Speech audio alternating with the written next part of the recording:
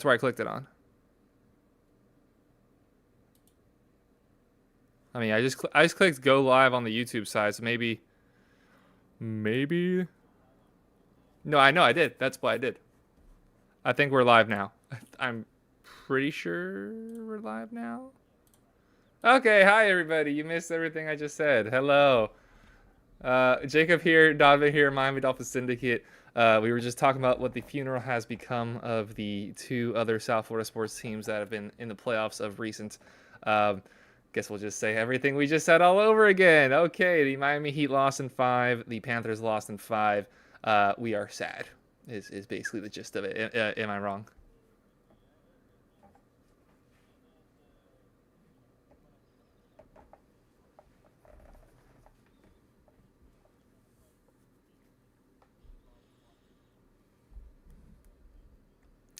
Yeah, 9-3 is a wild score for hockey. Absolutely wild.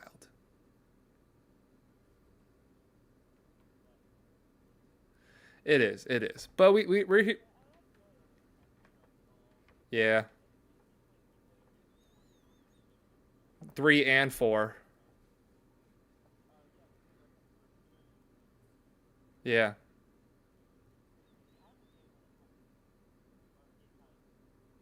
he did. He did, and that's probably about all he could do. He probably had zero power from that shoulder. Labrum, is it that they say he tore?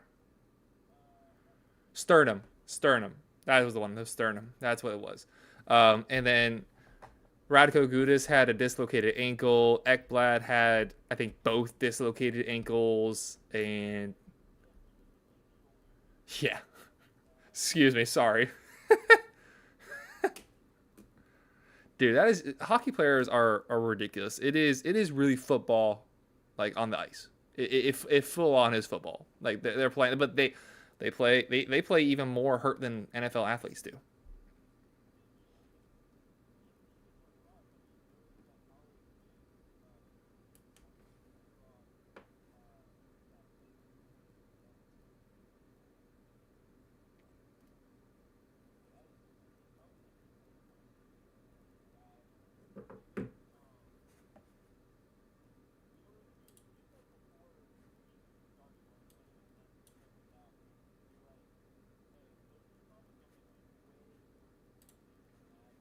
Oh jeez.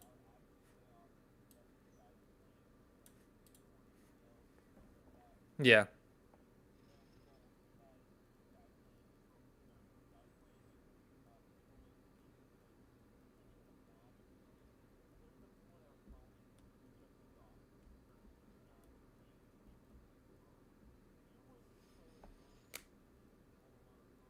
that there are quite a few fans across not intelligent.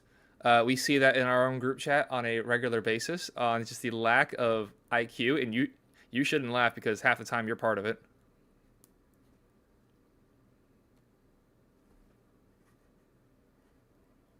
Yes, you are.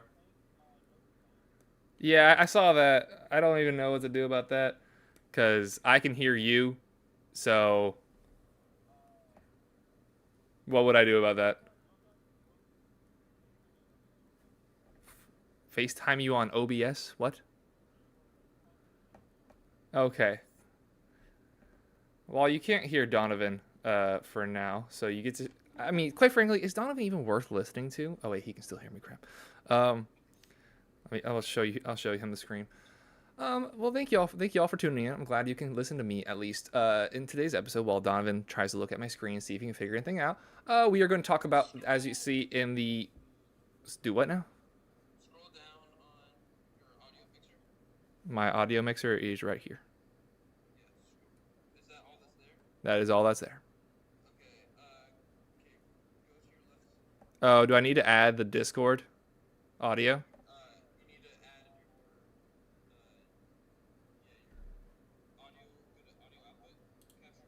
Uh huh.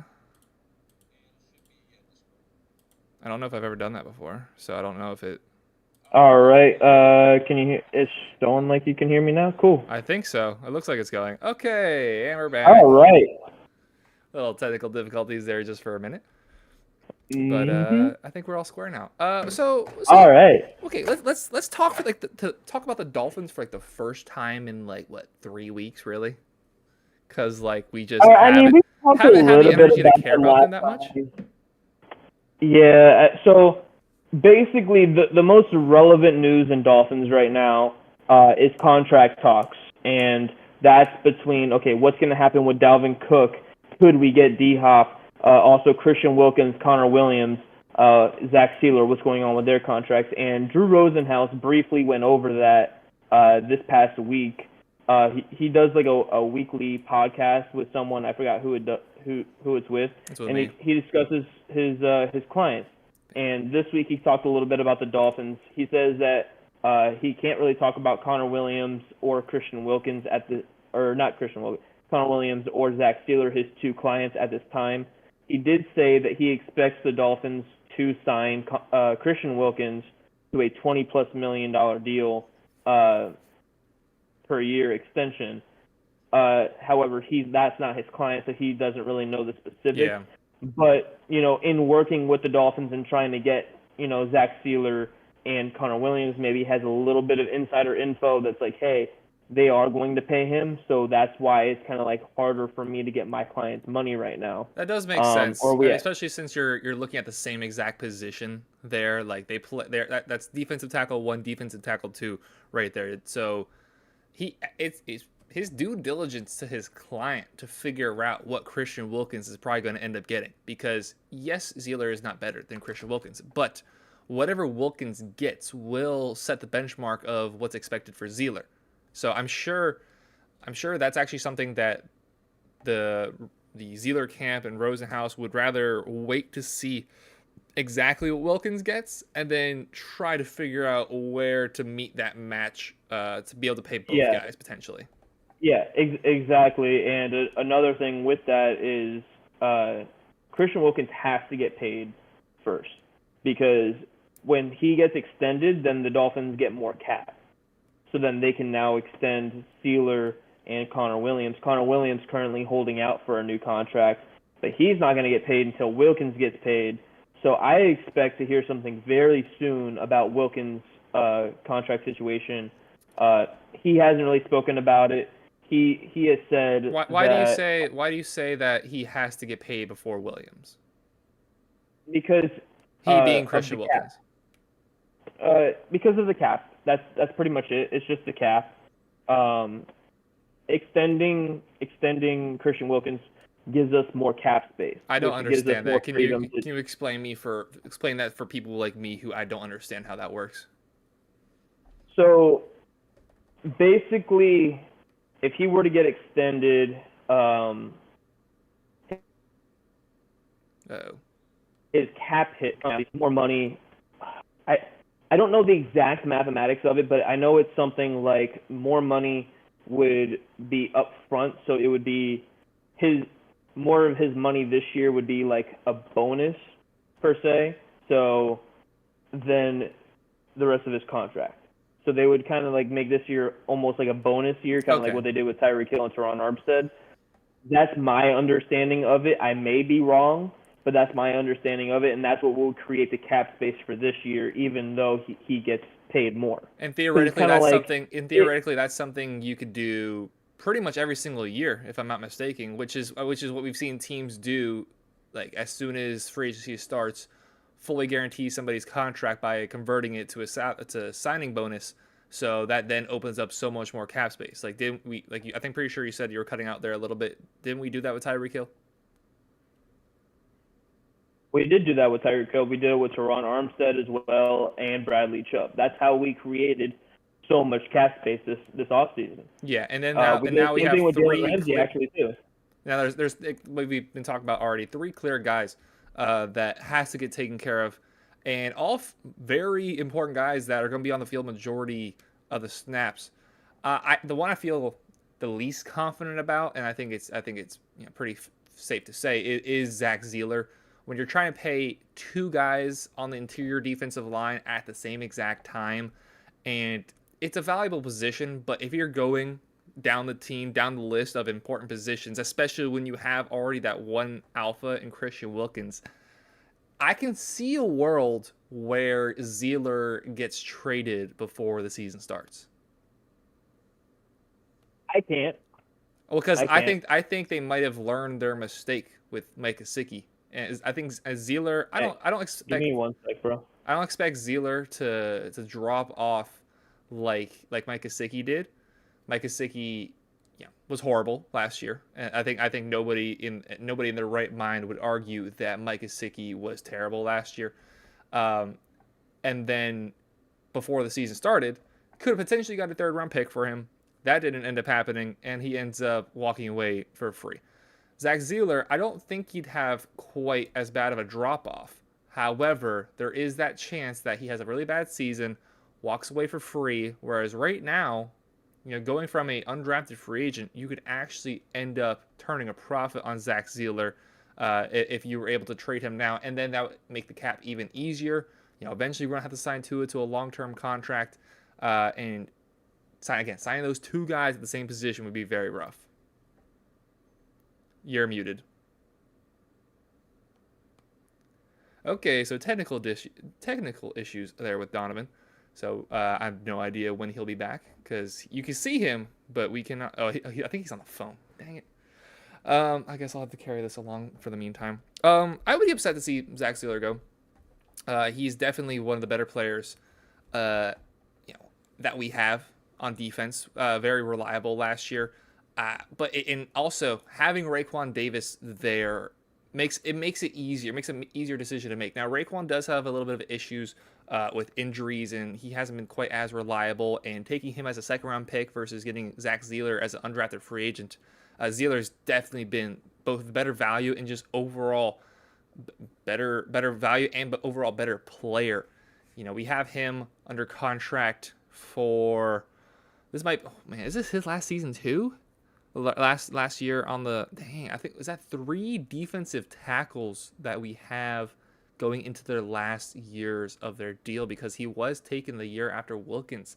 So Zach Zeeler actually does, or Zeeler, Raekwon, and Wilkins all have to get paid basically this offseason, or there's a chance they end up walking for free. We've made videos on Christian Wilkins, and there hasn't been a lot of concrete updates as to whether that's going to happen anytime soon. Now we all assume Christian Wilkins is going to get extended. If Rosenhaus, what Rosenhaus said, he says around 20 million. I do not see that being. I see it being much more than 20 million. I see Christian Wilkins becoming the second highest defensive tackle. We currently number one. Oh, he's back. Currently, number one is Aaron Donald, and he's making $33 million. He's not going to eclipse Aaron Donald. He's not going to crack 30. But $27 million, I can see as a real possibility. Yeah, I can see probably somewhere around 24 to 25 million being the bare minimum that he gets paid. When Drew Rosenhaus said 20 plus million, I'm guessing he meant like somewhere in the lower 20s. But a lot of people were talking about him possibly getting 17 to 18 million, which I thought was absolutely ludicrous. I mean, everybody in that draft class is getting paid, or defensive tackles in general that are worse than him, I might add, and older than him see, he said 17 million. No, Hank, not 17 million. But yeah, it's just not going to happen. It's everybody is getting paid somewhere around 19, 20 million, and they're older and not as good as Christian Wilkins. Like if you look, and that's what they're going to use is PFF, and Christian Wilkins per PFF is the 7th best defensive tackle, and in run stopping he's 10th, in pass stopping or pass rush he's top 5. I forgot where exactly he is, but I know he's top 5. And that's the metric that they're going to use when they go over to negotiate his contract. They're like, hey, look, you guys know how good he is. You know how he fits your scheme. And this is how good he is on paper. And not just that, he never really comes off the field. He's missed, I think, 1 game in his entire career up to this point, which being on the defensive line, the most physical area of the football field, to not sustain any injury so far in his Dolphins career, except for that 1 game miss, is just absolutely ridiculous. I'm knocking on wood if that wasn't obvious. I mean, hey, you know I Look, don't bro, we believe in don't jinxing understand. anymore. Even I only believe in Even though jinxing you when. massively jinxed that Panthers game, but we'll get into that later. How did I massively jinx the Panthers game? You've never been to a game where the Uh, Panthers won in a playoff game. that's not jinxing. That's That's just the Panthers yeah. sucking. All right, let's just be real. That's just the Panthers sucking. All right, they lost to the Devils when I went. They lost to the Islanders when I went, and they lost last year. Okay, last year losing game one, that was kind of weird. They lost to the Capitals in game one last year. But then losing the finals, at least it makes sense. The Capitals won of all At of least them. it made sense. The Capitals one that they lost out that we were at together, which you were there too. Um, that was the only one where I'm like, okay, they definitely should have won that as the one seed playing the best team in all of hockey playing the worst team in the East. Yeah. Hey, you know what? With these finals runs, I'm happy with them. But get back to the I Dolphins. am Um, I'm happy, but I'm not like yay. I'm I'm like happy that we got there. Like, okay, let as soon as Sachuk was out, I didn't expect anything from the no, Panthers. I no, kind of of course not. accepted defeat. Yeah. So yeah, it was what it was. But when we lost to the Bills, even though we went in there with Skylar To the Thompson, game, let's hope. were you able to sit there and be like, "Oh, I'm happy at least we made the playoffs"? Oh, 100% I was. Oh, really? I wasn't. And then they gave me hope. No, that's what I'm Then saying. they gave me hope. I'm saying after that game, were you able to Oh sit no, there? no, That's what I'm saying. no, Yeah. Like no. everyone's like, "Oh, Yeah, you see, should be happy." it took me a couple days. It Yeah. took me a couple days. Dude, I still I haven't got was over immediately FAU. after. I still haven't got over the FAU Immediately, lost. yeah. Immediately after though the Bills game, I was like depressed, but I was like, look, we were in this game. I thought we were gonna get blown out like 35-0, but we were in this game. We scored 30 plus points. Yeah. We had it. We had the game in the bag. And yeah. Okay, so I wasn't planning on talking about this at all, but this kind of opened it up. What is your stance on Skylar Thompson? My stance on Skylar Thompson, When Skylar Thompson pops into your mind, what do you think? You know my opinion, so I'm going to let that come out. I think you just got muted. I don't even know if they've been able to hear you this whole time since you They came should've. back. Oh, never mind. There it is. Okay. No, it just wasn't moving on my end. Okay. As I was saying, you know in my opinion, and I'm going to say it anyways after this. When you think Skylar Thompson, what do you think? What do I think he can be, or what do I think he is? When you think Skylar Thompson, what do you think? I think he's a good backup. I think he's a good backup.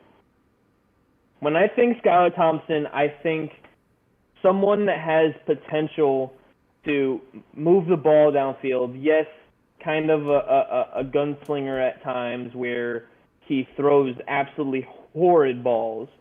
And then there's also sometimes where he plays scared. We didn't see him play scared against the Bills as much as we did against the Jets. The Jets he was playing not to lose. The Bills he played like he had nothing to lose up until the fourth quarter. The fourth quarter, then he's like, oh, we're up and I'm playing. Then he played scared again. And that's just a mental thing. I think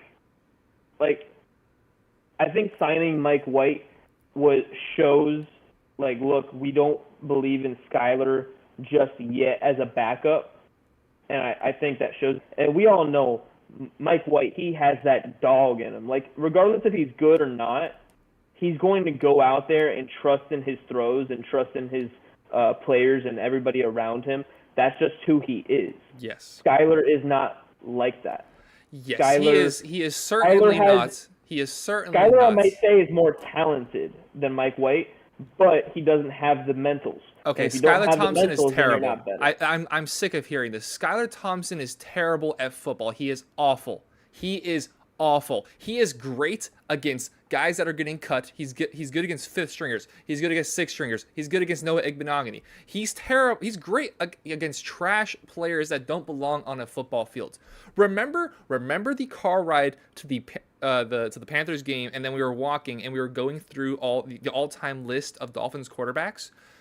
When I said 33, whatever Skylar Thompson is, you immediately said not Skylar Thompson, and then I told you the number, and you still didn't think Skylar Thompson. Skylar Thompson played in what, 4 or 5, 6 different games last year. In those games, he had 544 yards. He had more interceptions thrown than touchdowns. Well, His completion percentage is horrible. His quarterback rating is horrible.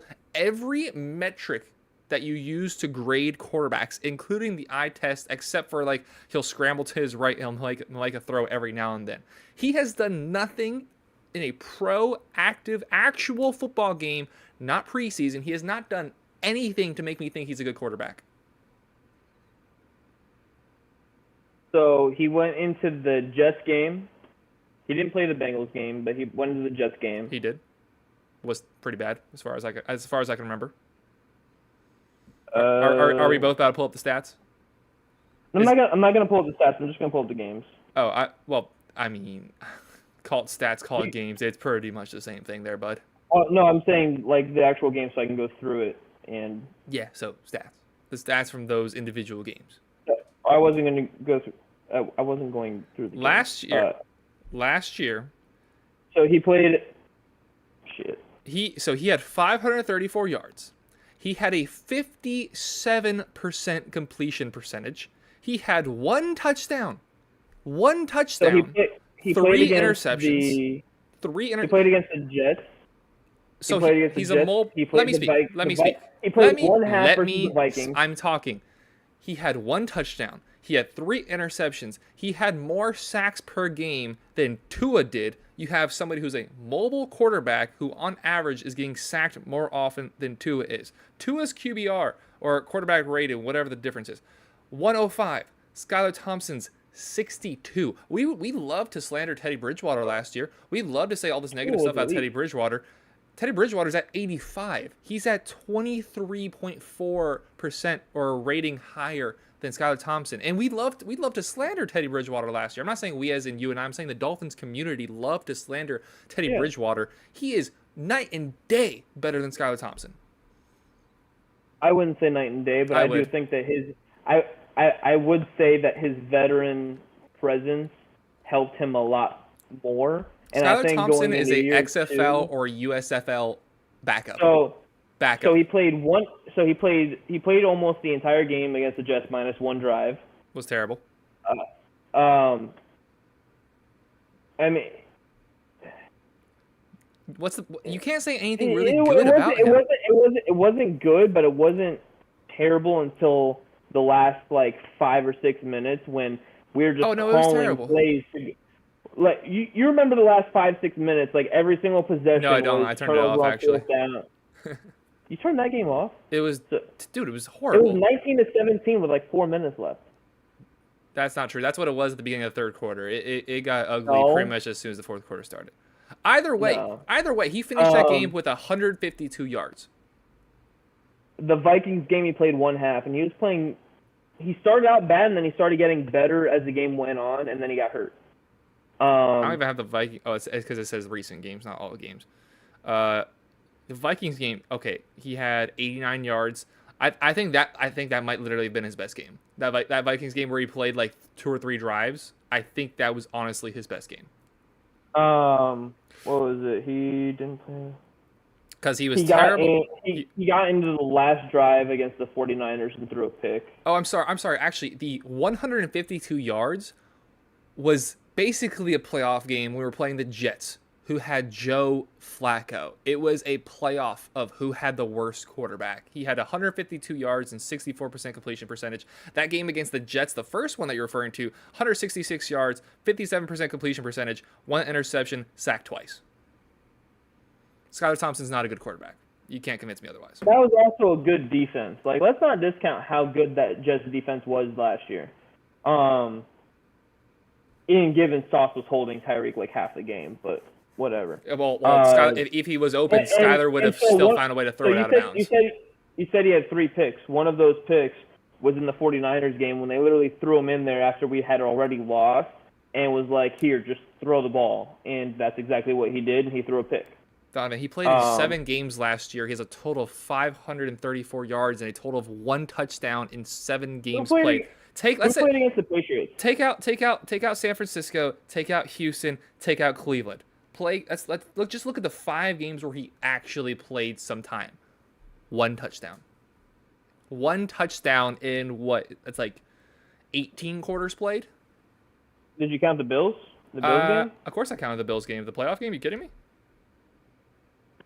Yeah, that's one of it. That's one of his touchdowns. 18 of 45 for 220. And in the playoff game was his worst game of all. 220 yards, 40% completion percentage, 2 interceptions. One I remember being really bad. One I remember being really bad. Sacked 4 times, 44 passer rating, 21.9 QBR. Bro, I didn't know. I forgot that Mostert was out for the playoff game. I did forget about that also. So again, please tell me anything that would lead me to believe Skylar Thompson's a good quarterback. I mean, dude, that entire excuses. I sense excuses coming. No, it's just when I say do I say he's a good quarterback? No, I say he has potential, and he has potential because he has talent. He has raw talent. It's all in his head. That's all it is. And you say it, you see it. You see it too. He plays scared at times, and that's what causes him to just. But you're saying that it's a simple fix. Like I said, so he had 3 picks on the entire season, right? Yeah. The 1 pick he threw in the regular season was in the 1 game that they threw him into, the 49ers game. That was his only pick. So he didn't throw a pick. My issue isn't the interceptions. My issue is the touchdown interception ratio. The lack of touchdowns is my issue. And I completely am fine with that. But if you think about it, when Tua was in, and who had most of our touchdowns? It's not Waddle. It's not Tyreek Hill. It's what the hell? About to die. Skylar Thompson's terrible, everybody, ladies and gentlemen. I cannot find a single compelling argument. He has potential in terms of he has athleticism. He has a good arm. He has 2 good intangibles. Get the mentals down. That's if he can get the mentals, that's a big problem to have. It is a big problem to have, but it's also something that you can develop while in the league. It's something he may never develop it. I don't think he is. You don't think he is? I think that with Mike McDaniel there as a coach, I think he can. Now, I think also, because Tua, a year ago, literally looked in the mirror and said, "Do I suck?" And then last year, he was playing with swagger. He wasn't playing scared. So could that be for Skylar as well? Maybe. Maybe not. We don't know yet. I mean, it's going to be very interesting to see how good he plays when he's on a different team next year. Talking about Tua or Skylar? Skylar. Okay. Skylar. Making sure. He's probably going to end up on the Texans by start training camp. I think we signed Mike White to a 2-year deal. I told you I don't think I would be opposed to trading Skylar Thompson. I really wouldn't. Oh, okay. I'm afraid to ask this question. What do you think we could get for Skylar Thompson? 6. Okay. I thought you were going to say. I thought you were going to say something ridiculous. That's an upgrade. Hey, no. I think you were going to say a 4th. No, I was going to, at the very, very highest, a 5th. At the very highest.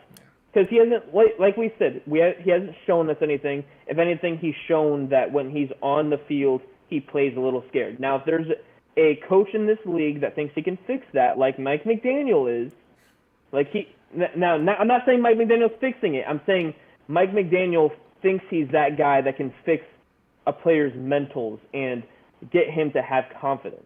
That's what Mike McDaniel is. Now, Mike McDaniel is not focused on Skylar Thompson. Skylar Thompson is not the franchise quarterback. I think it is a little bit bigger issue than mentality, because we are overlooking the fact that he had a horrible completion percentage, especially if you just look at that playoff game where He had a 40% That's part completion of playing percentage. scared, bro. It is part of playing The scared, but speed that of the is game. that is You played something at, that you can you physically played at what, see, that you Kansas? can physically put out there and be like, okay, he is amongst some of the worst quarterbacks in the NFL in terms of accuracy. I Because if you're saying he's playing scared, like, you could come up with an I excuse would for I about would say his anybody. accuracy. I would say his accuracy is very mid. No, I'd say Very I think it's mid. literally amongst the worst in the league. Mid, it's amongst the worst in the league. I think it's mid. I've seen worse. What, I've seen a lot at Coral worse. Glades High School? At Taravella? That's where you went, right? But Is that where you saw got worse? but you got to understand the speed No, of the I don't. game I is completely understand. I completely okay. understand. So it takes more than just being thrown in for 3 games. We saw him. We saw him once again. The first 3 quarters of the Bills game, he wasn't playing scared. He threw the ball where it needed to go, and he had 220 yards, and I think 180 of those were in the first 3 quarters.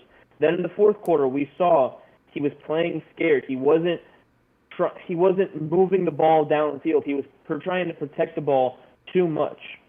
And back to my point that I was trying to make earlier with Tua, when Tua's in the red zone, he doesn't throw the ball to Tyreek and Waddle.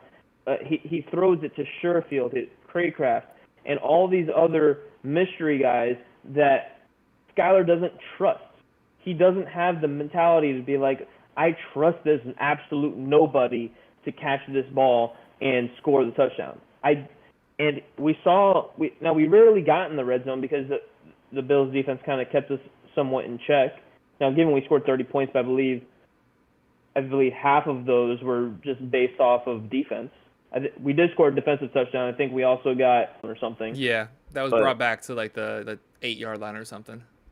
Yeah, something like that. And then I think Jeff Wilson Jr. or no, Savon Ahmed rushed it in for a touchdown or something. Yeah. So I'll piggyback off of that with something that you kind of just ended it off with. That we talked a little bit about last week, and then we got very, very distracted, like we tend to do, and go on other tangents, completely devoid of what we were talking about previously.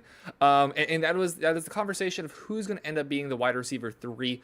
So you just listed a whole slate of guys from last year that going into the season, it wasn't quite clear. We all thought it was going to be what's the dude that came up from the Cowboys? I forget his name. Cedric Wilson. We all like certainly thought it was going to be Cedric Wilson. I mean, I remember when he came over, and before we got Tyreek Hill in, I was pretty satisfied with him as our wide receiver 2. And he ended up sucking, which he does. He's horrible. And then Trent Sherfield is the one who emerges as wide receiver 3. Trent Sherfield is obviously now in Buffalo, so that is obviously not going to be the case anymore. We still have Cedric on the team. God knows why. We have Arizona Kama. He may be wide receiver 1 on Buffalo. That's actually something we'll talk about a little bit later. We have Mr. Robert Anderson, Cedric Wilson, Eric Azukama, Braxton Berrios, Braylon Sanders, River Craycraft, and did I miss anybody? You say Craycraft, Braylon Sanders. Well, we also have You're going to name some random Davis. guy. Yeah, there we go. So we have there's a bunch of guys that aren't that good. Let's just put it bluntly, that aren't that good at football. But somebody's got to be the guy. Somebody's got to be the guy. And something we talked about last week is it looked like Eric Azukama has been stepping up a little bit. I haven't heard any more really reports about him, and I don't remember what you said last week, so I'm just going to ask you bluntly right here off the jump. Who do you think / want to end up as the wide receiver 3? I think it's going to be Eric Azukama. Easy E. He's been showing up and showing out in practice pretty much this entire offseason. Training camp's going to be coming up, but minicamp he showed up and showed out. Cedric Wilson, I believe, is going to end up being the wide receiver 4. I've heard very good things about his offseason as well, given, all those trade rumors and everything else. And he's like, look, I'm here. I'm happy to be here. If I get traded, I get traded. Now, Chris Greer was talking about with trading him that he wanted to do right by him because when he initially signed him, he was supposed to be the wide receiver 2. And we were very content with that. Thank God he wasn't. Thank God he wasn't. But, I've heard very good things about his off season. So I do expect it to go 3 Eric Ezukama, then 4 I do expect Cedric Wilson to be there. I believe Braxton Berrios is going to be more of like a gadget player / returner for us. It's just, what's the point of having another small body out there that, Tua's already small. Like, he has to have bigger targets out there. What's the point of having another small guy out there on a consistent basis? Eric Ezukama, big body. He put on some muscle weight this offseason. I would probably put Robert Chosen Anderson. Don't say Chosen. Just completely leave Chosen out of the equation. Because he's not chosen. He is the bare minimum. I don't know if he makes the team. Yeah, it's a big if. I believe he'll be the number 5. If not, I do believe it'll be either Craycraft or Braylon Sanders. See, Craycraft we haven't really heard from a lot because he ended the season injured. He played throughout the season injured. Haven't heard a lot from him this offseason. I have heard a lot from David Davis and from Braylon Sanders. So Braylon Sanders, he was on practice squad last year. He started a few games last year in place for Sherfield when he was hurt.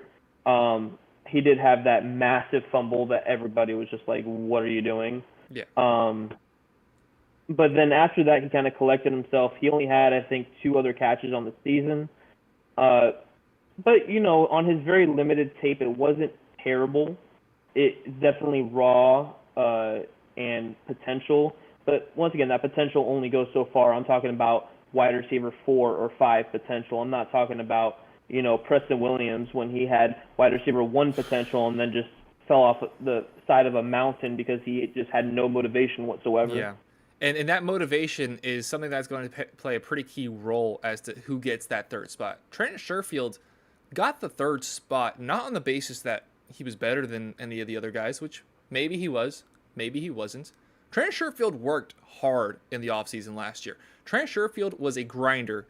He's not a prolific route runner. He doesn't have great hands. He doesn't have great attributes in terms of his speed, in terms of his height, but he had work ethic. He came in every day and had an uphill battle to face.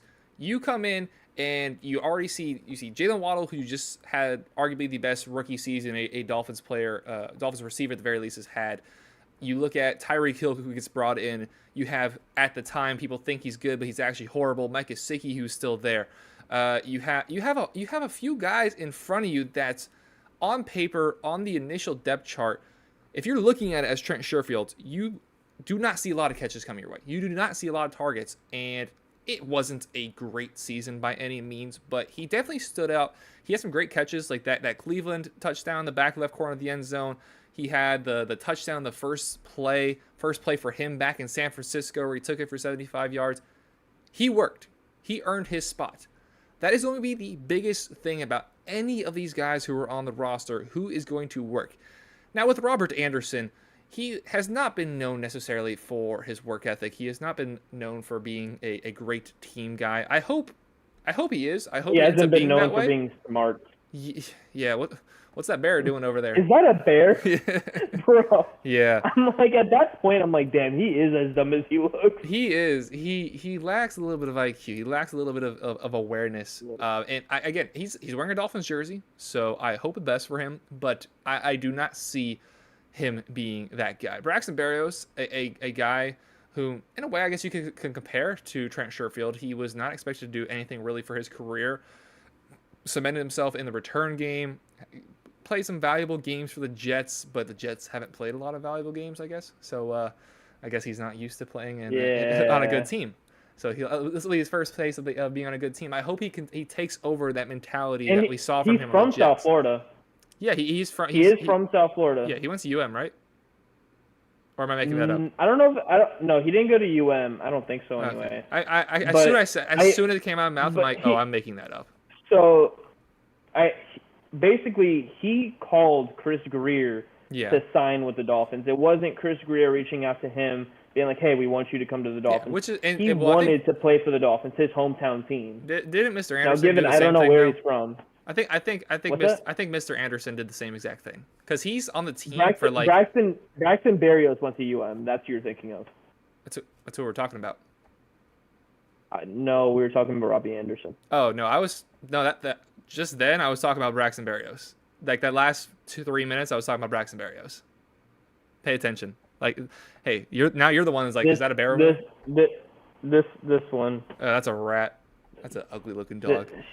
She was distracting me. Well, Braxton Berrios, again, not a great option, but from what I've seen, seemed to be a hard worker. I liked what some of the undrafted guys did in preseason last year. So like Braylon Sanders had a great preseason last year. Saw some game time. Didn't play necessarily great. River Craycraft, I mean, all he did was catch touchdowns as far as I can remember. That's basically it. Yeah. I think he had like a 70% touchdown percentage or something like that. None of them were great, but they just all happened to be touchdowns. It's gonna be between Eric Ezukanma, Braxton Berrios, who I lead a little less to, and it's kind of boom or bust for Robbie Anderson. He's either going to pop off and end up being the wide receiver 3, maybe wide receiver 4, or he's not going to be on the team. It's like kind of like Mohamed Sanu. Mohamed Sanu came in, which, I mean, all Dolphins fans kind of forget that even happened. I was so excited when we signed him, but I knew he wasn't going to last because he was always going to be either wide receiver 3, 4, or not on the team at all.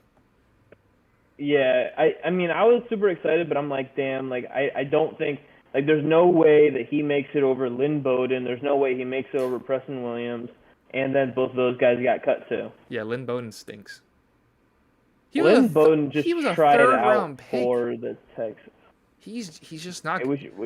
He's a gadget guy, but he's just not good at anything. He played quarterback in college. What? He was quarterback / running back in college? No, he was quarterback. Do you know where he went? Kentucky. Hey, good job. Hey, I know somewhat what I'm talking about in college. I'm surprised you know where Tua went to college. Maryland? Georgia. Hey, his brother was to Maryland at least. Yeah, his brother's got one ankle, I think. Did he tear his ACL or was it ankle? No, he rolled his ankle in the bowl game. Oh, I thought he tore it. No, he's already up and practicing. Tua was throwing with him in the winter. Okay. I didn't actually say mine. You said Eric Ezukanma. I think I'm going to roll with Eric Ezukanma as well. He's been working hard this offseason. Donovan, I was very critical of him last year. You were like, they're saving him. They're saving him. No, I was right. Well, you weren't necessarily right. I was definitely right. If you're good enough to play, you'll be on the field. We saw Tanner Connor on the field. He sucks. Tanner Connor played like 2 games and he was a tight end. That's different. Whatever. Either way, if you're good enough to play, you'll be on the field. People forget about that. If you're good enough to play, you'll be on the field. Igbenogany. When he was on the field, was he not good? When he got the ball in his hands, I don't know. He had, I think, open. 1 catch. He played 2 games. He got open all the time though when he was in the game. Well, then that actually kind of what we were arguing about the other day when we were talking about Mike Gesicki. If they're as open as you say they are, they should theoretically get the ball out. I don't want to hear about Mike Gesicki's chemistry with Tua. Mike Gesicki sucks. In this offense, this offense is built to have somebody else be open because you have the track meet that is Tyreek Hill and Jalen Waddle. Theoretically, somebody should step up and be open every single play. There was at least one person open every single play, but Tua, there was times where I wanted to strangle him last year, and I told you about this last year too. His 4th concussion. where he could have hit a check down, and he chose to try to thread a needle. Now, given he hit the pass that he was trying to hit, but he had a much better option to check down the pass, but instead he decided to throw it in like double coverage. Given, once again, he hit the pass, but that's not something that you're going to be able to make all the time. You have to hit your checkdowns when they're there and keep these teams honest. Yeah, but Mike that was one thing. That was one thing that they weren't doing last year, And bro, okay, so I do want to talk about Mike Gesicki for like a brief second. So Wait, before you say that, we should you know- have a counter on screen. How many times I say Mike Gesicki sucks just to try to make you mad? So Because We I'm should, not just saying that as a you- joke. you- Like Mike that's your Gesicki responsibility. genuinely sucks. Like I'm not that's just saying your that's joke. I'm not so saying it's a joke. that's your responsibility to edit that in. But Probably not if happening. he doesn't edit it, if he doesn't edit that in, that's his laziness kicking in. But basically, so you know how D-Hop is trying out or visiting the Patriots, right? So NFL.com or Allegedly. ESPN, They he's worded there. that really weird. He's visiting them for a couple days. I mean, he visited the Titans too, so he's doing his due diligence. So, Right. and then it was like it came up, and ESPN was like, imagine this offense, kind of like what they did with the Dolphins and Dalvin Cook, and it was like Mac Jones, Ramondre, D-Hop. Then after D-Hop, it was I think Kendrick Bourne, and then Tyquan Thornton, and then all the Patriots fans are like, instead of Tyquan Thornton, why didn't you put Gesicki? And then Because he sucks. like, and then Gesicki and Hunter Henry, and then there was also comments about Devontae Parker. They're like, y'all underrate Devontae Parker, He's terrible too. and we've come to an agreement. Not that he's terrible, but that he's only good at one thing. Then we don't have an agreement. He's terrible.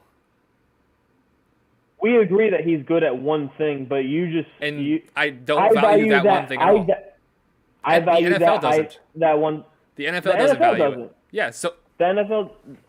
what are the we NFL doing doesn't here? value. What are we arguing? If the NFL doesn't value it, why do you? Who are you? Why are you? Come on. I value it because there's certain it's a situational thing to have. Yeah, Because, situational. and that situational Being fast that and good at route running. That situational thing helped the Dolphins win games with Fitzpatrick. Like, bro, him and Fitzpatrick were a perfect match because Fitzpatrick loved to just throw it up whenever, and Devontae Parker is the one guy that can just go up and make a 50-50 ball, a 70-30 ball. But once again, that's all he's good at. And again, the NFL values that arguably least among any trait a wide receiver can have. Agreed. I'm not disagreeing. And both of them suck. Mike so, Gesicki, Devontae Parker Mike are Gesicki not does good not at football. suck. Oh my god. 300 yards. Gesicki can at least run routes. Do you want me to sit here and try to name all the tight ends that I think are better than Mike Gesicki? No, We're going to do that. No, So, we're not. No, yes, you're we not. are. You're not This is a going video. to. This is a video. We're not This is a going. video. No, oh my god. Hi guys, welcome to Miami Dolphins Syndicate. These are all the tight ends at the very least that are better than Mike Gesicki. All right, let's start. Travis Kelce, Mark Andrews, Darren Waller, Durham Smythe. I'm kidding. Let's see. I'm drawing a blank here in the moment. Jawan Johnson, the Foster Moreau, Hunter Henry, Bro. Gerald Everett, T.J. Hawkinson, Evan Ingram. T.J. Hawkinson, I'll give you. Evan Ingram. I'll give you. Well, you're only saying that because you have him in your fantasy league and you're hoping No, that he I actually like. has this good of a I've season. liked Evan Ingram since he was on the Giants, so don't give me that. I'm trying to go around. Who's the tight end? Gronk is still better. Gronk is definitely still better. I mean, what's his face is probably better. What's the Tony Gonzalez is probably still better at tight end than he is. To be quite frank with you. Mo Alley Cox. Ridiculous, man. Mo Alley Cox is better. Bro, who? No. Yeah, he is. No. He is. Bro, you're just saying. He is better. To get to me. He is. No, Noah he's Fant. not. He's not better. Noah Fant's better. No, he's not. Okay, Noah Fant's definitely better. Noah Fant can be better if he actually stays on the field Greg for longer Olson's than 2 probably plays. still better. If Noah Fant stays on the field for longer than 2 plays at a time, I'll give it to you that he's better. But if he can't stay on the field, then what's the point? It's almost the same thing with another one you said earlier. Zach Ertz. Tell you what. Zach Ertz is better. Zach Ertz, not anymore. Jimmy Graham's better. Jimmy Graham's not even in the league anymore. I named 3 people that aren't in the league. David Njoku's better. Dallas Goedert's better. No. Yes. Those guys are And definitely better. Njoku is not better. Yes, he is. Will Dissly's better. Pat Fryermuth's No. better. I already said Hawkinson. Maybe. Tyler Like right Higbee's there. better. Tyler Conklin's better. I stopped No, keeping track because no. I forgot to not because I forgot. I forgot some of the guys' names. I had to pick up my phone. How many guys did I just name? And I'm probably not even done because like that was only top 10. I'll tell you what. I'll tell you exactly. No, I don't want to hear yours yet because I'm not done. I'm not done. I'm You're not done. You're done. No, I'm 'cause not. You're just, Kyle Pitts you're is better. going over the Dalton top. Schultz is better. Taysom Hill's Pitts- better. Dalton Schultz is. Dawson Kyle Knox Pitts, better. No. Chiku Dawson Okonkwo Knox, is no. better. No. Yeah. You don't even know who that is. Yes, I do. He's on Tennessee. Just because you just saw his name on there. No, Or the team. You just saw the team on there. all You don't 15. even know who that is. All 15 guys on this list are better than him. Gronk's better. Bro, you haven't even seen Noah Fant's Okonkwo better. play. You can't Yes, even I have. say that he's better. I picked him up in fantasy for 2 weeks last year. That doesn't mean that you've seen him play. My grandma, surprisingly, you might actually be better than Mike Gesicki, and you are the most unathletic person I've ever seen. That is absolutely false, and you know it. Does this look like athleticism? Does that look like athleticism, ladies and gentlemen? It doesn't. You should see this jump shot. Rough. My jump shot is good. You're form when is you good. shoot, you're more likely to make it on the basket on the other side of the court. That's just false. It's not. I've seen it happen. Just because I take stupid shots doesn't mean my shot is bad form. There's good form, and then there's bad shots, and then there's both. bad aim. Then there's both. Then there's you. So, okay. So Gesicki, who's better?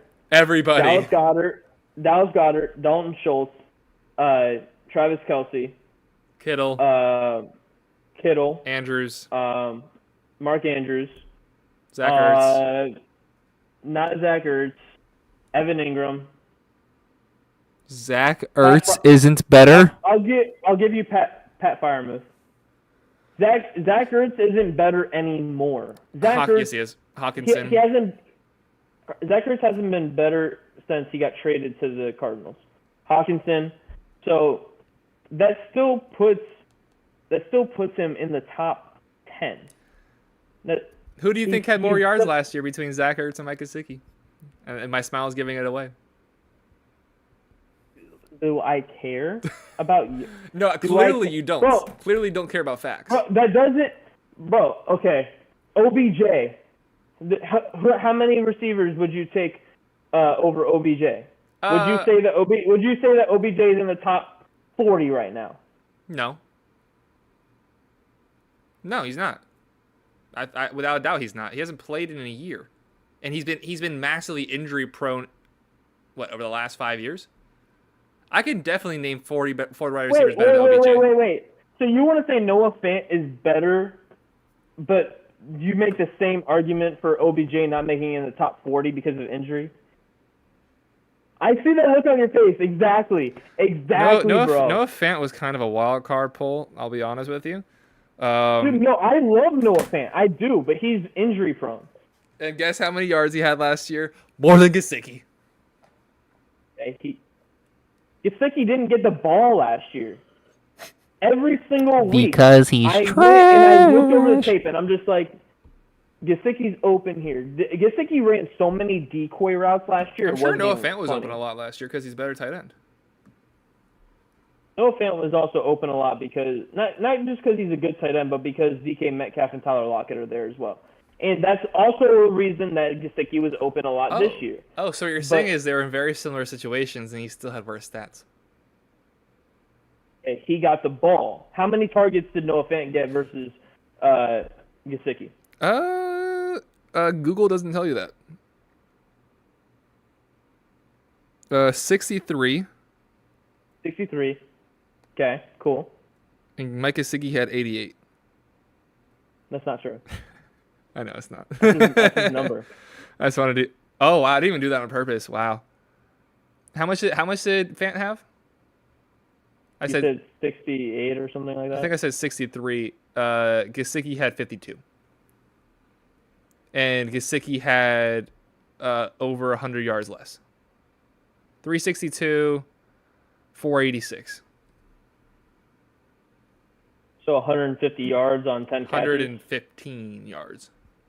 115 yards on 10 catches. Yeah, so that's averaging 10 yards a reception. Gesicki, pretty much all of Gesicki's catches last year were within like 5 yards of line of scrimmage, which is also another thing we talked about. Well, that's once again, that's just the way.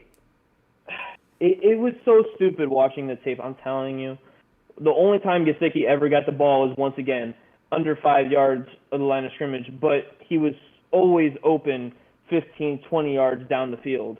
The same thing as Waddle and Hill. But there was times where I'm like, look, even if he's not open, you can throw it up to him and let him come down with it. And they just didn't throw it to him. Can we address how he has no butt? Why are we talking about a dude's butt? Because he doesn't have one. It's weird. Like, I didn't know it was physically impossible to be born without one, but like it happened to him. He has no legs whatsoever. This is the size of his hamstrings. And he's still kind of somewhat fast for a tight end. Is he? For a tight end, he's pretty fast. Not a good route runner. He's got good hands. He's a good route runner. He has good hands, and he has decent speed. He's got good hands. That's literally about it. Horrible footwork. Footwork could use some work, but he's still a good route runner. I love how you word things to make your argument seem less bad. Could use some work. That's okay. He still gets people off the line really well. Okay, but the thing is that he's always being guarded by a corner. He's not being guarded by a linebacker like most tight ends. He doesn't line up off of the offensive line. He lines up in the spot a lot of times. Thank God he does it, because he is a mass. He's just a traffic cone on the offensive line. If he played off the line, even if on a play he's just running a route, he would just immediately get pushed over. Last year he didn't really have that issue, but the years prior he was traffic cone. Eric Edblad. The years prior to last year, yes, traffic cone. Last year when he did line up on the line, which he didn't do very often, he did play pretty decent. Looks like you. And when I say decent, I mean like the bare minimum decent. I'm glad you specified that, because you're decent and what decent actually is are two very different things. And with that, we are not done. We have one more topic to talk about. We are going to talk about just the AFC East in general. Take a look at all the goings-ons around the AFC East. And we'll start off with the team that we didn't mention but slightly mentioned earlier, about how Trent Sherfield might be the new wide receiver 1 in Buffalo. How do you think that's going to play out? Man. Do you think Diggs... What do we even know what's going on, really? So they said it's a non-football issue that caused him. So it wasn't that he didn't show up to practice. He was in the building and then left before practice started. Yes. So there was something that happened. They say it's non-football related that caused the little meltdown. Whatever. Yeah. And Josh Allen was claiming responsibility. I don't know if that's just the quarterback doing the right thing, or if something actually happened between. Yeah, he said in his statement, he's like, I don't remember exactly what he said, but basically, like, he took responsibility for it. I don't know exactly what happened, but I just remember that it was a non-football issue. The Bills have to be frustrated by this point. Like, they've had some really good seasons recently. They've gotten far into the playoffs, and every single year falls short. It's ceremonious endings one way or another. You lose to the Chiefs on a game-winning touchdown in overtime, and then you get blown out by the Bengals by like 30 points. Yeah, and I mean, we saw Diggs last year, kind of like his last year with the Vikings, just yelling at people on the bench. Like, he was yelling and arguing with Josh Allen, like, get me the ball. And Ken Dorsey, like, we know we have a couple friends that are Bills fans, and they're like, is he it? Like, was Josh Allen's regression last year because of the elbow injury? Was it because Dable's not there? Or was it just because Ken Dorsey is that bad as an offensive coordinator? That wouldn't surprise me if that's the case. And to me, I think it's a combination of everything. You know, I think Ken Dorsey, he has a different offense than Dable. so it's a little bit different. But I don't think that his regression, as much as it was all because of that. I think it had a lot to do with the elbow injury. I mean, we were talking about how this dude might be out for the year and some of this year because he might need Tommy John surgery, and then he's out there the very next week. Like, he didn't miss a game. We were hopeful for a couple weeks there. Okay, that... I didn't want him to have that injury. I did. I don't wish that kind of, like, Josh Allen. I've never seen the Dolphins win a playoff game. All right, I'm desperate over here. Like, I screw morals at that point. Just being honest, like, who are we? We're just two idiots on a mic. I don't have to be. I don't have to be the leader of morals in the NFL world. Screw it. I want to win. I want to win the division. I haven't seen us do that since what, 2010? 07, but or 08.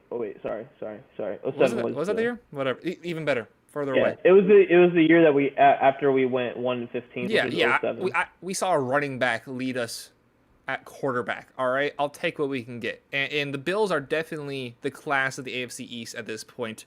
They've earned it in terms of how they played in the regular season, and at the very least, they've won playoff games, which again, you and I haven't seen happen ever. You were 2 or 3 years old. I was not even 1 year old when that game happened, when we won the playoff game. I wasn't even 1 year old.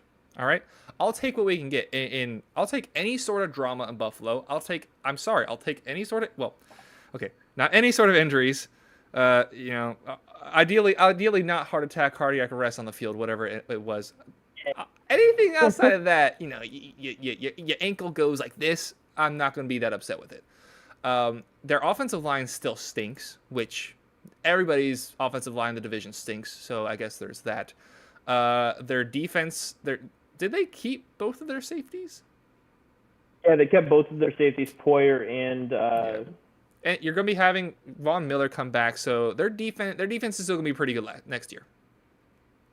Yeah, their defense is going to be pretty good. I mean, they kept almost everybody. They also, besides Tremaine Edmonds, I think, left. Yeah, that's one guy. He's on the Bears. But once again, I mean, if Von Miller stays healthy, that's Tremaine Edmonds right there. Like, it's much better than Tremaine Edmonds right there. Yeah, and then Matt Milano, they kept the dirtiest player on their team. That's not even referring to it. He's just dirty in general. I mean, but it wasn't dirty. It wasn't dirty. It was so late. It was late, but it wasn't dirty. Late. He did this. All right, this is not dirty. In the air. That's Tua's problem. I'm not saying it's Tua's fault. He did that so late. Like, there's no need for that. It was unnecessary. He had the ball out of his hands for a solid, It was unnecessary. It was not dirty. Dirty is what we saw Vontaze Burfict do for years. Unnecessary is what Matt Milano did. Unnecessary is what would have been if his both feet were on the ground, or even one foot was on the ground. No, it's he was still in unnecessary. The air. That's dirty. When you're rushing a quarterback, you're not like, where are his feet at? Like, that's not something you're processing. You're like, must hit quarterback. That's what's going on in a defensive lineman's mind. The ball was out of his hands for a solid 2.5 seconds. Which made it unnecessary. He already came to a stop in his rush and then just went. It was not 2 seconds because he didn't even get roughing the passer on the play, if I'm not mistaken. Which everybody was absolutely pissed about, if you don't remember. Yeah, that all this is here and there. The Bills are going to be about just as good as they were next year. The team that made the most obvious increase to the team was the Jets. We knew their defense was really solid. They've drafted really well. I'll give it to them. They've drafted really well over the last few years. And minus this year in the first round. Now, yes, minus this year in the first round. Now it looks like Now it looks like the offense is catching up with Aaron Rodgers. I'll give you the same question I gave you about Skylar Thompson. When you think the Jets right now, what do you think? Mid. Okay. So who did you call mid earlier that I lost my mind on? Who would you call? You called Skylar Thompson mid earlier, didn't you? No, I said his accuracy is mid. and it's amongst worst in the league. Okay. So okay, Explain. with the Jets, the reason I say mid is yeah, they have Aaron Rodgers, but they also have Nathaniel Hackett as their offensive coordinator. Now, we saw what he did a little bit, that was his 2 MVP seasons with Aaron Rodgers. That's what helped him get hired for the Broncos. But we saw with the Broncos, he was absolutely terrible at calling plays. So how much of that offense was Nathaniel Hackett versus Aaron Rodgers and their head coach? That's definitely a good point to make, because he is going to have to be solely responsible for this offense with a defensive-minded coach. And the defense is all figured out. Like, Robert Saleh is not going to be taking any blame really for how the offense is going. That's not his job to do. You have Breece Hall is coming back, and normally when you have a skill position player who either tears an Achilles, tears an ACL, tears one of those major lower body injuries, you kind of look for him to not have a great year the next year. But I think it was earlier enough in the season last year that I think he's going to come back in week 1, be like 80-85% of what he was last year. So their ground game is already good. Some people have the Jets as the top landing spot for Dalvin Cook, which obviously would suck even more for us because they would then rip him away from us. But the thing is that Dalvin Cook is looking. I think the Jets are a something. very legitimate team to straight up just win the division next year. I can't see them winning it. Like, if I go and I do my honest win losses between the Jets and the Dolphins, between them and the Bills, I have the Dolphins tying the Bills, and I have the Jets being in third. And given I have the Jets at 9 or 10 wins, I have the Dolphins around 10, 11 wins, and same thing with the Bills, because the Bills and the Dolphins have really tough schedules. The Jets also, meanwhile, have a tough schedule, but I think rather than sweeping the Patriots like everybody else in the division, I do think that they split with the Patriots. No, I genuinely think the Patriots go winless in the division. Genuinely. I don't, because one, they still have Bill Belichick now. Meanwhile, that means nothing to me anymore. That means absolutely nothing to me anymore. But Bill O'Brien as the offensive coordinator, I think, is a really interesting thing. Yeah, we'll get to the Patriots in just a second. I would like to say one more thing, just as a general question about the Jets. If you take away their logo, if you take away their name, that they're the Jets, if you strip it down to just who they are on the field, are you going to have the same mentality that you do right now? Yeah. Really? Because their offense, is definitely better. Once again, they have one of the best quarterbacks in the league. You give him, albeit he does struggle to work with younger receivers, you give him a mid receiving core. Yes, but Garrett Wilson is clearly a good receiver. Garrett Wilson is good, but is he even a top 20 receiver in the league right now? That's where I would start to argue. That's where I would start to say he's borderline. I would argue top him 20. with a few guys. I'd say he is top 20. What we saw him do at the end of last year with a bad quarterback. I would say yes, he is top 20. I would put him towards the bottom of the top 20 though. Which is enough though. I'd say he's around 18, 19, 20. That's a very good guy to have. In the division alone, you have 3 guys that are better. Yeah. And if D-Hop joins the Patriots, that's 4 guys that are better. Yeah, but that doesn't make the Jets worse. That doesn't make the Jets offense worse. They signed a bunch of different dudes in the wide receiver position, and Alan Lazard's okay. Randall Cobb's old. They let Elijah Moore go. So it is clearly an alpha and then the rest. But you do have Aaron Rodgers, and you also give him a reliable running game. You give him an offensive line that was really beat up last year. Mekhi Becton still could come back and be a good offensive lineman. We don't know. It looks like he's lost a little bit of weight as far as I can remember correctly. Looks like he's lost a little bit of weight. He could come back healthy. Their offensive line in general, didn't Elijah Vera-Tucker also go down at the end of last year? They sustained a lot of injuries last year on top of just having a terrible quarterback, and they were still in the playoff race with 2 weeks left to go in the season. The defense is all coming back. Nathaniel Hackett, yes, he definitely sucked as the Denver Broncos head coach, but he definitely thrived as the offensive coordinator with this same quarterback. Yeah, dude, it's really tough for me to say exactly what Nathaniel Hackett could be, because also, what is his mentals like? Like, and I know I've used that a lot today, the mentals, but after coming off such a horrific season where he coached one of the best quarterbacks to really ever play the game, if we're being honest, Russell Wilson, like he been to 2 Super Bowls, won one. You coached him to one of the worst offenses. Now, I'm not saying Russell Wilson's top 10 or even top 15, but he's still one of the best to ever do it. I wouldn't go that far yet. So how bad he was last year, and but also how bad. How much of that is on him? How much of that is on Hackett? We don't know. But we saw at the end of that Seahawks career, things started to turn around, and the questions. If like last year happened 3 years ago, and then combine that with the rest of what happened in his Seahawks career, I think we would already be at this point of, oh, Russell Wilson, is he really that good?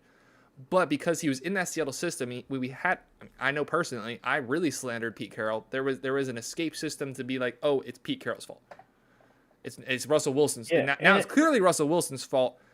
He already had success with Aaron Rodgers.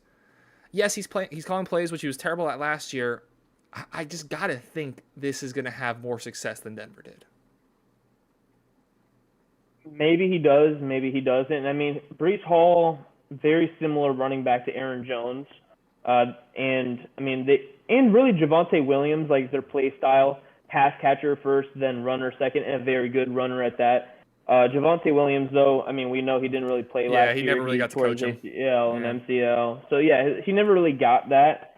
Don't draft Javonte Williams in fantasy football. Sorry, go ahead. Heads up on that. Yeah, don't. He's not gonna play till like week 10. Anyways, with that, like, does Breece Hall come back at the beginning of the year? I don't think that they're going to get Dalvin Cook for the sole reason that Dalvin Cook in the press conference was like, I want to wait for the right situation. I want to wait for the dog. Yeah, come here. And we have lost Donovan. A rat has pulled the plug. So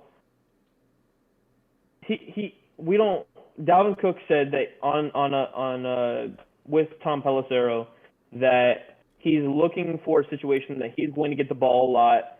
That they appreciate him both as a competitor and financially. So he's not going to just sit there and get a $5 million deal and be happy with that. Now, given if the market chooses that's what he's going to get, then maybe he ends up signing that $5. But I think he would sign that first with Miami, because I think we'd be willing to offer him $5 million. So that's kind of where I was going with that, is if he's offered $7 million somewhere, and then Dolphins offer him $5 to $6 million, maybe he goes to the Dolphins because that's his hometown team. They're competitive. They're going to give him the ball. It's all, So, anyways, yeah. So I don't think that they're going to Dalvin Cook. Who knows how long Breece Hall is going to be out.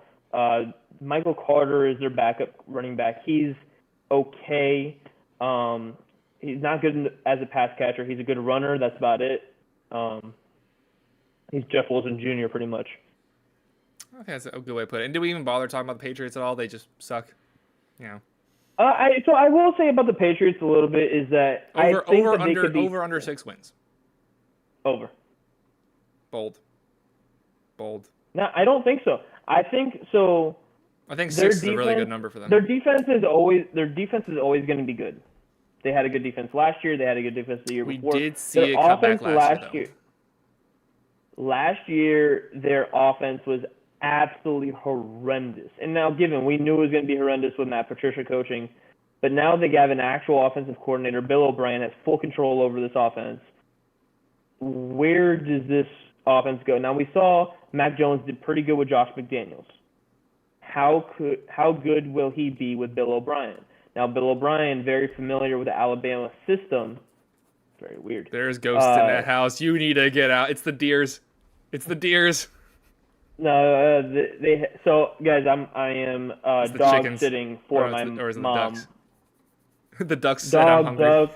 I am dog dog, duck, and cow sitting for my mom, and she has these lights turned automatically on at 8:15. So When he left earlier, it was because the cows started to break in. Rat. my little rat. Her name's Bella. Say hi, Bella. Her name is Rat. Rata. She could probably run the Patriots offense better than Bill Belichick. Probably, but Bill O'Brien. So I think they're going to be pretty sneakily good this year. Now, when I say sneakily good, I mean 500 team, 8 or 9 win team. I don't think that they're going to. 9. That's. Don't give me that look. 9 is pushing it. I think it's somewhere around 8. I would put 7.5 as their money line. How about 6.5? I put it at 7.5. So I would take the over on yours. I would probably take the over on mine as well. I think they're going to get 8 wins this year. Just based on they have Bill Belichick, Bill O'Brien running that offense, and if they get D-Hop, it's a good possibility. I mean, D-Hop has a good relationship with Bill Belichick. Do you really think he's going to go back to the guy who traded him for a second-round pick? And David Johnson. Do you really think he has a positive mindset about Bill O'Brien? And Mac Jones? Mac Jones, I don't like as a starter in the league. He's kind of in the league. I would compare him a little bit to a not as fun Ryan Fitzpatrick in the way that he just wants to like chuck up the ball sometimes. He sucks in man coverage. He's actually decent in zone coverage, but like if you throw a man at him, he's horrible. Yeah, pretty much. That. Yeah, I don't think the Patriots are much of a threat next year. It is. I genuinely think it's going to be a 3-team race between the Bills, Jets, and Dolphins. I feel better about the Jets than you do. I think they're going to come in and I think Aaron Rodgers is going to give them 2 solid years. Like I have my reservations about Aaron Rodgers, but he is again. They were 2 weeks away, 2 weeks out, or 2 weeks is when they officially got eliminated from the playoffs with all the conglomerate of bad quarterbacks they had last year. I think they're going to be better. I think the Bills are going to be just as good. And then it's just on the Dolphins to do their part and win the division. Yeah, and I mean, the Dolphins got extremely better too, though. I mean, they have Ogba that's back from his injury. That's going to be your third pass rusher. If you told me Ogba was going to be our third pass rusher a year ago, I would have been like, bro, who do we get? Now, Bradley Chubb, I mean, but... It's not guaranteed that Ogba's the third, actually. He might be the second still, depending on how Bradley Chubb. Let's face it, he was bad Bradley last Chubb year. got paid. He got paid, but he was bad. He wasn't bad. He was bad. He was not bad. Look, if you want to go on statistics on sack numbers, then yeah, he didn't get sacks last year, but no one ever got sacks in this. Christian Wilkins and Jalen Phillips were the only good ones on that line. If you watch the tape, him and Jalen Phillips, when they were on the line together, they were rarely on the line together last year because they kept swapping them out and wanted a fresh edge defender. But when they were on the line together last year, both of them would break free to the quarterback, and the quarterback would just run away because that's, or just throw a quick pass in zone coverage because we can't play zone for Jack, or we couldn't play zone for Jack shit last year. Yeah. Yeah, no, that's now fair. And with that, take it away. No, I was gonna say that's all very fair to say. But I think that's where a good point to end it for today. Good conversations, even though we failed to start the stream properly, and we went 3 minutes with just talking to nobody. You had a phone call, you had a dog attack you, and you had the cows revolt. Yeah, dog needs to go outside. The dog's like, bro, why are you sitting down? I'm being annoying on purpose. Hi, Bella. But thank you all very much for watching. Jacob, Donovan, Miami Dolphins Syndicate. If y'all made it this far, let us know down below. Make sure to like, make sure to subscribe. Let us know about some topics you'd like to see us cover in the upcoming live streams. We're going live every single Wednesday, 7 o'clock. We hope to upload on the channel more regularly and just hope for some more Dolphins information. It's a very boring time of the year. all you got left is baseball at this point. So we crave some excitement. Hopefully we'll get some of that in the upcoming weeks. But we thank you all very much for tuning in today. Thanks for hanging out with us. Make sure to like,